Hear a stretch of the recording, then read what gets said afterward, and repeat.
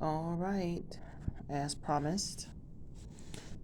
Hi guys, this is Minister Q, and I'm back with another video. This is a dream that I have already explained to you guys in previous videos prior.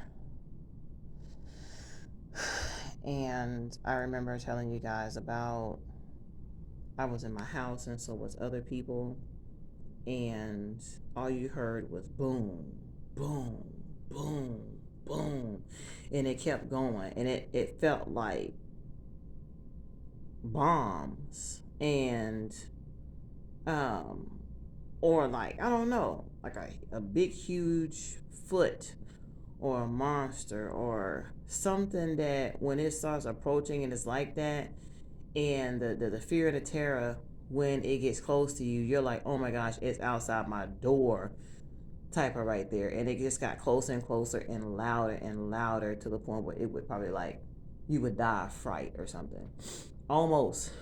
So this particular dream, I was in my house and it was like crowded, like it was small and just living all in one house. It wasn't in much room, and I just remember being with everybody and I was talking about like who wants to sing karaoke or whatever. And um there was some stuff being played that was um like a cassette tape. It was like some oldie stuff and everything, but it was karaoke. And in the middle of that, that's when the boom, boom, and it was getting closer and closer. And so I went outside, and the family that was in my house that we all lived together, we all went outside together. And come to find out, there was other people outside their houses as well that was coming outside because we all heard the same thing. It wasn't just something that we was hearing as a household, it was everybody hearing it, and everybody was drawn to coming outside to see what in the world this was.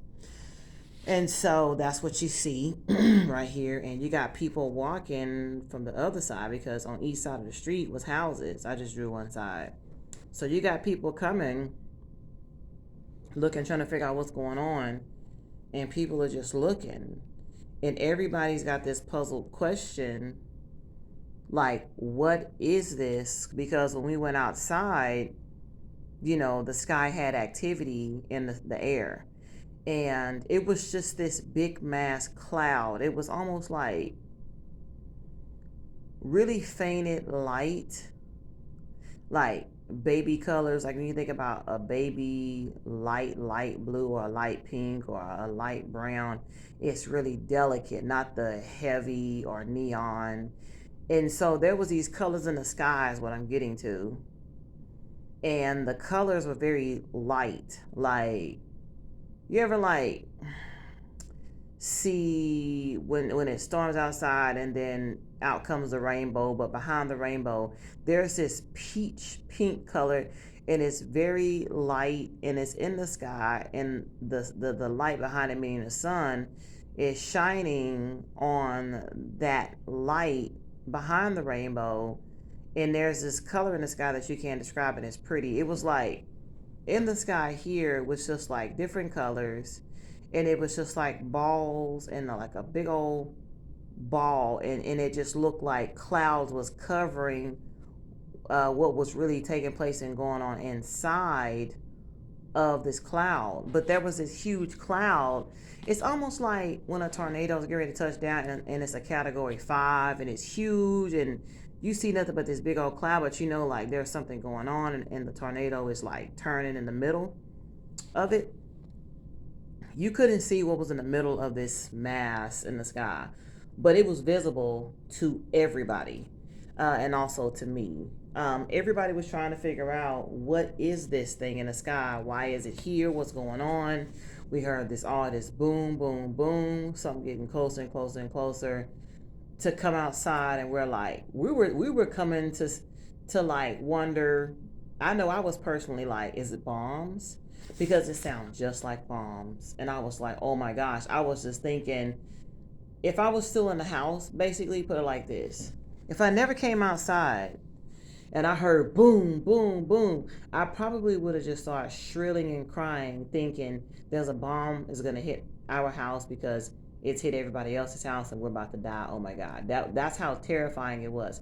And we all was trying to figure out what that sound was, and I'm pretty sure we all thought it was something terrifying along those lines as it's a bomb and it's outside.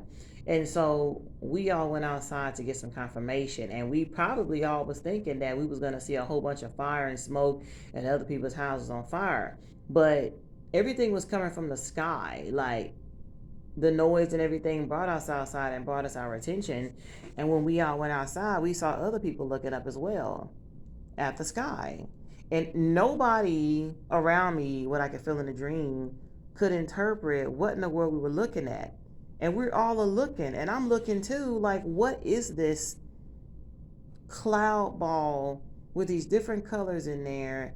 And it's just like it's like extended in midair, high up, and it was low, like yeah, like you see where the houses is. It was like so big, so high up, but it was huge. It was a big, great mass of a cloud and had different colors in it, very distinct but very light. And this thing was close to the earth, and just out of nowhere, I was, after wondering and pondering, what is this? It's like it's like I couldn't control myself. It was just like, and I started praying, and I uttered, "The Lord God rebuke you, Satan. God, keep your hand on your people." And that's what came out. And I was thinking to myself when I woke up, you know, this has definitely got to be what was going on and who it was in the sky. And I definitely believe it was the sound of the warfare between the angels and the devil. And in Revelation, when it says he was casted out and his time is short, when it says he was casted down into the earth, and then he knew that his time was short, right? And so when I woke up, I'm like, I still haven't really sought God for the full meaning. Like, I know and understand there are certain things that God will reveal later, to all of us, and some things we got to seek God on. But I just wanted to draw what I had told you guys about this dream, about that loud sound. And honestly, if it wasn't for me uttering that out of my mouth that God caused me to utter, I probably would have thought it was a tornado, that it was a bomb that had went off. Because you ever see like somebody get into a car wreck or something, and there's this billow of smoke that goes up into the air and extends, and it's just like tall, huge cloud, black smoke, red flames because it's fire and all of those things. It was nothing like that. It was completely the opposite, and we were just trying to figure out what this thing was in midair. And if it wasn't for God allowing me to utter that, I would still be puzzled. But thank God, and the warning, of that, where people are just like, we're not gonna end up seeing it. There was somebody that we went to church with when I was younger. My kids, some of them weren't even born yet, but when I was a younger believer, I was like 25. There was a pastor who was alive at the time, and we went to his church. And before he passed away and everything, he was saying to the congregation, he said, "Whoo, oh my gosh." He's like, "I'm not going to see these things." He said, "But y'all's generation, y'all are going to see some crazy stuff." And I'm looking at him like, how does he know the day or the hour that's drawing near, what he's saying? You know what I'm saying? Because you really got to test the spirit by the spirit. But, as promised to what he said, because this guy used to always pray, and he had like a prayer call, and he was always praying, right, in his church, the pastor of the church. And then he's passed away now, and it's been about maybe, I don't know, 3 or 4 years probably. And, he's not here to see that catastrophe and chaos. And the things that he was talking about that we were going to see, he was like, y'all, he pointed to the congregation, and I was in the congregation, and he was like, y'all are going to see some things. Y'all are going to see some terrifying things. And he said, it's not going to be in my generation, it's going to be in yours. And he was just like, y'all are going to see some things. And so I always remembered that. That's something that stuck within and resonated within my soul, what he said. And I will never forget it. I do want to say this to you guys. This is a little bit off subject. Every message that's on my channel is made with love, even though some sound more convicting than the other, or something that's full of joy, or just talking about spiritual gifts.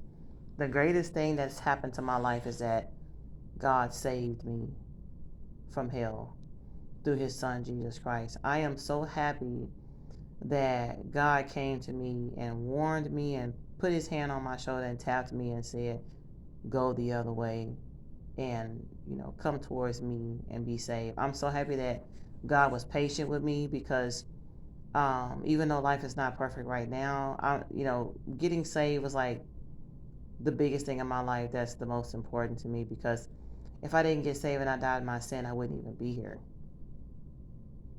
Volumes and maybe no video I could make can amount up to how forever grateful and the amount of gratefulness I have within my soul. Sometimes I feel like I don't ever get the videos the right way of what I'm feeling in my heart when it comes to my love for God and just simply wanting to help God's people and do the work of the kingdom so that God can wonderfully save others too.